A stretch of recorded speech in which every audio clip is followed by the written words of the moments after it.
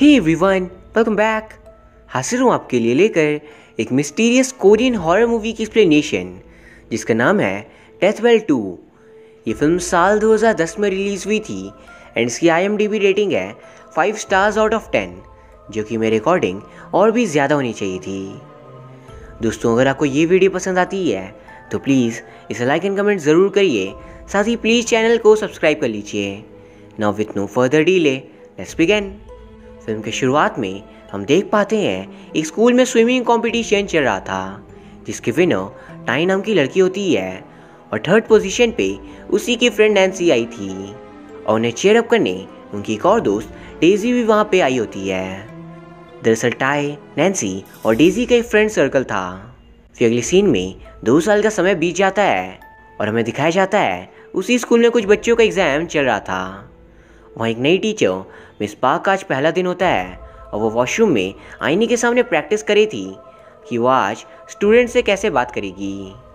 दूसरी तरफ lunch break में क्लास मॉनिटर सबको दूध के पैकेट्स दे रहा था कि तभी गलती से डेजी के फेस पे एक पैकेट लग जाती है। कुछ देर बाद लास्ट पीरियड में क्लास टीचर चा सबको बताते हैं कि कल से समर वेकेशन शुरू हो जाएगी और टॉप 30 स्टूडेंट्स के लिए स्पेशल क्लास रखे जाएंगे, तो उन सभी बच्चों को कल से स्कूल के हॉस्टल को ज्वाइन करना होगा। फिर रात को डेजी जब सो रही थी तभी उसे एक डरावना सपना आता है जिसमें उसे टाई की घोस्ट दिखती है और यहाँ हम जान पाते हैं 2 साल पहले ही टाई की मौत हो गई थी। अगले दिन सारे बच्चे स्पेशल क्लासेस के लिए स्कूल पहुँच जाते हैं एंड क्लास के दौरान सभी बच्चों के फ़ोन्स ले लिए गए थे ताकि सारे बच्चे क्लास पे फोकस कर सकें। फिर डिनर के वक्त क्लास मॉनिटर डेजी से कल के लिए माफ़ी मांगता है।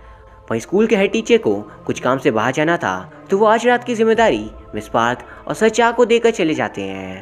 पर हेड टीचर स्कूल गेट पे ताला लगा कर गए थे ताकि कोई भी बच्चा वहाँ से भाग ना पाए। वहीं हॉस्टल रूम में एक हियोन नाम की स्टूडेंट दूसरे बच्चों को टाई के घोस्ट के बारे में बताती है कि उसे स्विमिंग पूल में देखा गया था। फिर हियोन वॉशरूम जाती है कि तभी उसे कुछ हेल्यूसिनेशंस आते हैं कि उसके ऊपर खून की बारिश हो रही थी। वहीं दूसरी तरफ हम देख पाते हैं स्कूल की स्विमिंग कोच नहा रही होती है कि अचानक वहाँ की लाइट चली गई थी एंड तभी हम देखते हैं किसी ने कोच को मार दिया था। वहीं एक और बच्ची थी जिसका नाम था मिन। वो अपने बॉयफ्रेंड जेके से सीक्रेटली मिलने जाती है। वहीं सारे बच्चे स्टडी रूम में थे कि तभी सीलिंग से मिन की बॉडी गिरती है, यानी मिन को भी किसी ने मार दिया था। और ये देख सभी बच्चे बहुत ज़्यादा डर जाते हैं। पर अचानक एक अनाउंसमेंट होती है कि अभी एक क्वेश्चन पूछा जाएगा और जब तक उसका कोई भी आंसर न कर दे तब तक एक एक करके सब मरते रहेंगे। एंड सवाल ये था कि अभी जो भी बच्चे मारे जाएंगे इसका कारण बताओ, आखिर क्यों इन सारे बच्चों को मारा जा रहा है। एंड जो सही जवाब देगा वही बच पाएगा। ये सुनते ही सारे बच्चे डर कर नीचे गेट की तरफ भागते हैं, लेकिन गेट तो पहले से ही बंद था और वो वहाँ से निकल नहीं पाते। तभी मिस पार्क उन सभी को एक साथ रहने को कहती है कि जब तक वो सच्चा को ढूंढ नहीं लेती। पर अचानक सामने की टीवी ऑन हो जाती है और टीवी पे जेके होता है जिसे कोई अनजान बंदा मार देता है। एंड कुछ देर पहले इसी अनजान शख्स ने जेके की गर्लफ्रेंड मिन को भी मारा था। और ये दर्दनाक दृश्य देखकर सभी का दिल दहल जाता है। वो तभी वहाँ पे सच्चा आ जाते हैं एंड सभी उनसे रिक्वेस्ट करते हैं उनकी जान बचाने के लिए। और सारे गेट्स पे ताला लगा था और चाबी तो हेड टीचर के पास थी। इवन उन्हें कॉल करने पर भी सिग्नल नहीं आता। और ये देख सच्चा सभी को मिस पार्क के साथ क्लासरूम में भेज देते हैं और खुद लैंडलाइंस फ़ोन को चेक करने जाते हैं, पर उनके तार भी किसी ने काट दिए थे। और क्लासरूम में ये बात फैल जाती है कि ज़रूर टाई की घोस्ट ये सब कुछ कर रही होगी। हियोन को ये सब देख टेंशन होती है और वो एंटी डिप्रेशन पिल्स लेती है, पर उन पिल से उसकी कंडीशन और ख़राब हो गई थी और पागलपन में वो खुद ही को पेन से स्टैब करती है और फिर धीरे धीरे उसके मुंह से झाग निकल रहा था। पर तभी उसकी फ्रेंड जियोन कहती है ज़रूर किसी ने हियोन के मेडिसिन को बदल दिया होगा। पर इससे पहले वो लोग कुछ कर सके हियोन की भी उधर ही मौत हो जाती है। और उसे देख डेजी एक लाइन कहती है, जब एक बेगुनाह माँ को मारा जाता है तब कोई भी बेटा अपनी माँ का बदला ज़रूर लेगा। और ये कहानी की लाइन्स थी जिसमें गुनहगार को बेटे ने पॉइजन देकर मारा था और इस लाइन का रेफरेंस हमें एंड में पता चलेगा। फिर सच्चा वहाँ पर आते हैं और उन्हें देखते ही एक स्टूडेंट गुस्से में कहता है, आखिर क्यों जब भी कोई स्टूडेंट मारा जाता है तभी आप आते हो। पर ये सुन गुस्से में चाओ से जोर का चाटा मारते हैं एंड तभी एक दो लाइट्स जो काम करी थी वो भी बंद हो जाती है और वहाँ पे सभी स्टूडेंट्स का एक हड़कंप मच जाता है। पर टॉर्च ऑन कर चा कहते हैं, सभी लोग चुप हो जाओ और मेरी बात ध्यान से सुनो, फ़ोन काम नहीं कर रहे और कोई भी साधन नहीं है बाहर कांटेक्ट करने का। तो अगर जीना चाहते हो तो एक साथ मिलकर रहो वरना सभी मारे जाएंगे। तो मैं अभी मेंटेनेंस रूम में जा रहा हूँ चेक करने, तो सभी अपने अपने कमरे में वेट करना। फिर सर शाह और मिस पार्क मेंटेनेंस रूम की ओर निकल पड़ते हैं एंड यहाँ नैन्सी डेजी से टाई के बारे में बात करती है कि टाई के मरने के बाद से नैन्सी और डेजी के बीच दूरियां बढ़ गई थी एंड उनकी बातों से हमें पता चलता है टाई और डेजी कोई दोस्त नहीं बल्कि स्टेप सिस्टर्स थी और इसीलिए डेजी को टाई कभी भी पसंद नहीं थी और उसने स्टेप सिस्टर्स वाली बात सबसे छिपा कर रखा था। इवन वो दोनों स्कूल में दोस्त बनने का प्रिटेंड करते थे ताकि किसी को भी उनकी स्टेप सिस्टर्स होने वाली बात पता न चले। फिर हम ये भी जान पाते हैं टाई ने 2 साल पहले आत्महत्या की थी और तब से डेजी और नैन्सी आपस में अच्छे से बात नहीं कर रहे क्योंकि डेजी ने स्टेप सिस्टर्स वाली बात नैन्सी से छिपाई थी। पर अब जाकर धीरे धीरे उनके बीच में सब कुछ ठीक हो रहा था। इवन डेजी बहुत ही ज़्यादा शर्मिंदगी महसूस कर रही थी कि उसने कभी भी टाई से अच्छे से बात नहीं की।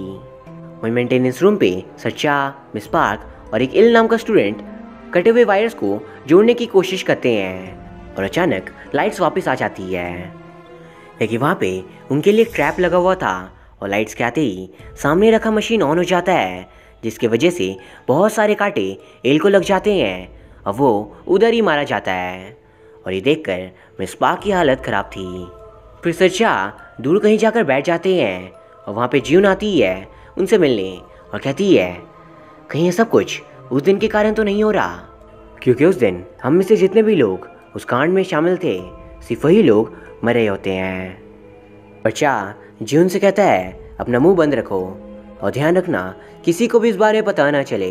पर ज्यून चा को बताती है कि उसके दोस्त वॉन को इस बारे में पता है तो उसकी भी जान खतरे में हो सकती है। ये सुन चा वॉन को ढूंढने भागता है और उसे वॉन मिल जाता है, लेकिन वो खून से लथपथ था और उसकी हालत बहुत ही ज़्यादा ख़राब थी। उसे देखते ही चा बहुत ज़्यादा डर जाता है। पर तभी उन्हें वहाँ पे बहुत सारे फ़ोटोज़ दिखते हैं जिसमें जेके, उसकी गर्लफ्रेंड मिन, इल, वॉन और ज्यून को मार किया गया था और इनमें से पहले 4 तो मारे जा चुके थे, सिर्फ ज्यून ही अभी तक जिंदा थी। पर तभी एक अनजान बंदा चा को ओवन में बंद कर देता है और टीवी पे चा का प्रसारण दिखाया जाता है और सारे बच्चे समझ चुके थे कि चा डार्क रूम में कैद है। एंड ये देख सभी लोग वहाँ पहुँच जाते हैं और दिए गए क्लूज से ओवन का पासवर्ड पता करने की कोशिश करते हैं, लेकिन कोई भी उसे पता नहीं कर पाता और फिर चा भी मारा जाता है। पर इतने सारे फोटोज़ और क्लूज को देख नैन्सी ये समझ चुकी थी कि 2 साल पहले उसकी दोस्त टाई ने सुसाइड नहीं किया था, बट ज़रूर उसके साथ कुछ बहुत ही बुरा हुआ था एंड उसकी मौत से ही ये सब कुछ कनेक्टेड है। एंड नैन्सी जाकर इस बारे में डेजी से पूछती है आखिर तुम क्या जानती हो। पर डेजी घबराते हुए सिर्फ एक ही बात कहती है, मैं कुछ भी नहीं जानती, मैंने कुछ भी नहीं किया। पर तभी क्लास मॉनिटर जो था वो नोटिस करता है जो स्टूडेंट्स फोटोज़ में हैं वो सभी मारे गए थे, सिर्फ ज्यून ही बची थी एंड ज्यून वहाँ से गायब होती है। एंड तभी हम देख पाते हैं ज्यून ने पहले ही वो फ़ोटो देख ली थी और खुद को बचाने वो वहाँ से भाग जाती है। पर रास्ते में उसे मिस पार्क मिलती है और उन्हें देख वो उससे रिक्वेस्ट करती है कि अब मेरी बारी है मैम और अब मुझे भी मार दिया जाएगा, प्लीज़ मुझे बचा लीजिए।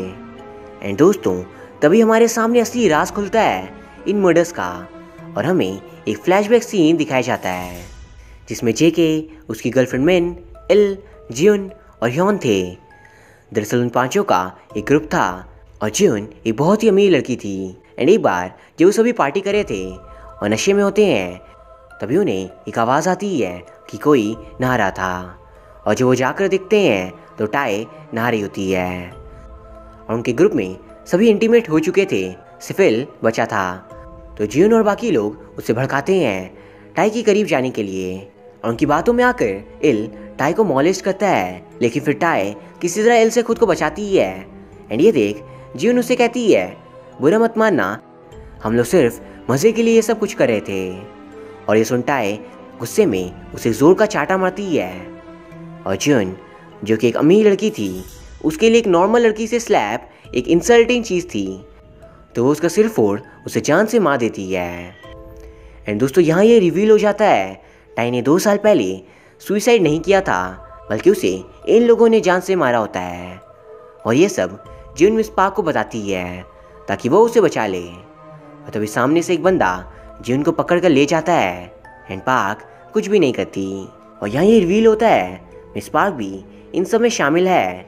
और वो टीवी स्क्रीन में आकर सबसे कहती है हॉल में जाओ और वहाँ पे सेफ रखा होगा जिसके अंदर मोबाइल फ़ोन है। मैं सिर्फ 10 मिनट्स के लिए सिग्नल ऑन रहने दूंगी, तब तक अगर तुम पुलिस या किसी हेल्पर को कॉल कर सको तो कर लो, वरना उसके बाद तुम सभी मारे जाओगे। ये सुन सारे बच्चे हॉल की ओर भागते हैं, लेकिन 3 स्टूडेंट्स स्टूडियो की तरफ चले जाते हैं जहाँ पे मिस पार्क थी, ताकि उन्हें वो पकड़ सकें। वहीं दूसरी तरफ हम देख पाते हैं मिस पार्क के साथ एक और आदमी था जिसका नाम होता है जंग। और फिर हमें एक फ्लैशबैक दिखाया जाता है कि दरअसल जंग टाई का बॉयफ्रेंड था, और टाई को मार देने के बाद जून ने जंग को मैसेज कर दिया था टाई के फ़ोन से, और वह उसे वहाँ बुलाती है। ये देख जंग वहाँ पहुँचता है टाई से मिलने, और वहाँ पहुँच वो नोटिस करता है टाई की हालत बहुत ज़्यादा ख़राब थी, तो वो उसे जगाने की कोशिश करता है कि तभी दूर से कोच ये सब कुछ देख लेती है। एंड ये देख पुलिस को वहाँ पे बुलाया जाता है, और ऑफिसर्स कोच, सच्चा और बाकी जियोन के ग्रुप से जंग के बारे में पूछताछ करते हैं, और फिर जंग को दोषी ठहरा दिया जाता है उन सभी के कहने पे। दरअसल जियोन ने सभी टीचर्स को पैसे दिए थे झूठ कहने के लिए, ताकि वो अपने किए मर्डर के जुर्म में जंग को फंसा सके। एंड जंग को जेल जाना पड़ता है ऐसे मर्डर के लिए जो उसने किया ही नहीं, और उसके जेल जाने का सदमा उसकी मदर झेल नहीं पाती और वो मारी जाती है। एंड दोस्तों, फिल्म की शुरुआत में इसी लाइन का रेफरेंस हमें दिया गया था। फिर हम यहाँ ये भी जान पाते हैं मिस पार्क जंग की बहन होती है, और इसीलिए जेल से निकलने के बाद जंग और मिस पार्क प्लान बनाते हैं ताकि वो उन सबको सज़ा दे सके। फिर प्रेजेंट सीन में पार्क जंग से कहती है हमारा काम अब ख़त्म हो चुका है, हमें यहाँ से चलना चाहिए। लेकिन जंग कहता है तुम चली जाओ, मेरा थोड़ा और काम बाकी है। एंड पार्क जब जा रही होती है कि तभी वहाँ 3 स्टूडेंट्स उसे पकड़कर मारना शुरू कर देते हैं। दूसरी तरफ हॉल में सारे बच्चे खड़े थे और उन्हें वहाँ पे जून बंधी हुई मिलती है, और वो लोग उसे खोलने की कोशिश करते हैं। वहीं कुछ बच्चे सेफ ढूंढकर उसे खोल रहे थे कि तभी उन्हें एक चाबी लटकी हुई दिखती है, तो वो उस रस्सी को अपनी ओर खींचते हैं चाबी उतारने के लिए। एंड रस्सी के सामने आते ही जून ऊपर की ओर चली जाती है, यानी दरअसल वो एक ट्रैप सेट था कि बच्चे जाएं और रस्सी को अपनी ओर खींचें ताकि जून ऊपर की ओर जाए। और ये देख सभी बच्चे डरकर चाबी वाली रस्सी छोड़ देते हैं। एंड समय बहस होती है कि आखिर वो लोग क्या करें जून को बचाने के लिए, वरना सभी मारे जाएंगे। और अगर सबको बचाना है तो सेफ को ओपन करने के लिए वो चाबी की ज़रूरत पड़ेगी। वहीं एक स्टूडेंट फॉर्चुनेटली उस रस्सी को तोड़ने में कामयाब हो जाता है, लेकिन जून की रोप ऊपर की मशीन से जुड़ी होती है और वो खुद पर खुद ऊपर की ओर खींची चली जाती है और उसकी गर्दन दबने लगती है। दूसरी तरफ बाकी बच्चे फ़ोन निकालकर पुलिस को कॉल करते हैं, लेकिन सिर्फ 5 सेकंड ही बचे थे, और जब तक कॉल लगता है तब तक टाइम अप हो चुका था, और ना ही जून बच पाती है और ना ही फ़ोन लगता है। एंड वही जंग पूरे बिल्डिंग में आग लगा देता है। ये सब कुछ देख क्लास मॉनिटर कुछ बच्चों को अपने साथ लेकर जाता है और एक गैस बॉटल और लाइटर की मदद से वो गेट को उड़ा देता है, और सभी लोग वहाँ से बाहर चले आते हैं। लेकिन डेजी बाहर नहीं आती और वो स्विमिंग पूल के एज पे जाकर टाई को याद करने की कोशिश करती है, पर तभी जंग वहाँ कर डेजी को पकड़ लेता है और कहता है क्या तुम भी इस ग्रुप में थी जिन्होंने टाई को मारा है, सच बताना। एंड तभी हम एक और फ्लैशबैक देख पाते हैं जिसमें जून जब बाकियों के साथ टाई को मॉलिश करने का प्लान बना रही थी, तभी वहाँ पे डेजी भी आती है क्योंकि वो भी उनके ही ग्रुप के एक मेंबर थी। असल में जून और एल टॉपर थे, तो डेजी उनके साथ पढ़ती थी, और डेजी ये बातें सुनकर उनसे रिक्वेस्ट करती है कि वो टाई के साथ कुछ बुरा ना करे, क्योंकि आखिर वो थी तो उसकी स्टेप सिस्टर ही। पर जून ये सुन उसे कहती है या तो तुम यहाँ से चुपचाप चली जाओ और अपने दोस्त को भूल जाओ, या फिर तुम्हें जो करना है कर लो, लेकिन हमारी दोस्ती आज से ख़त्म और तुम हमारे बिना दोबारा से एक फेलियर बन जाओगी। एंड डेज़ी ये सुन रोते हुए वहाँ से चली जाती है, अपनी दोस्ताई को वहीं छोड़कर। प्रेजेंट में चंग डेज़ी के पैरों को लोहे से बांधकर पानी में फेंक देता है और उसे डुबाकर मारने की कोशिश करता है। और तभी वहाँ पे क्लास मॉनिटर आकर चंग को रोकता है और नैन्सी डेज़ी के पैरों को लोहे से खोलने की कोशिश करती है, पर खोल नहीं पाती और उसे सांस लेने के लिए दोबारा सरफेस पे जाना पड़ता है। और वहीं पूल में अंदर सांस न ले पाने के कारण डेज़ी बेहोश होने वाली थी और बेहोशी में वो अपने खुशी के पलों को याद कर रही थी, जिसमें टाई, नैन्सी, चंग और वो सभी मज़े कर रहे थे। पर इसी बीच टाई की घोस्ट आकर डेज़ी को लोहे से फ्री कर देती है और डेज़ी सरफेस पर पहुंच जाती है। एंड क्रेडिट सीन में क्लास मॉनिटर डेज़ी को सांस देकर होश में लाता है और यहाँ ये फिल्म ख़त्म हो जाती है। तो दोस्तों, ये फिल्म हमें दिखाती है कैसे पैसों के पावर से लोग अपने किए जुल्म को दबा देते हैं। खुद के किए गलतियों के दोष को मासूम पे लगा दिया जाता है और किसी को कानो कान खबर तक नहीं होती। और जंग अपनी मदर और गर्लफ्रेंड टाई के मौत का बदला लेने हर एक शख्स जिसने जीवन का साथ दिया था उन सभी को मार देता है। ये एक बहुत ही बेहतरीन कहानी थी।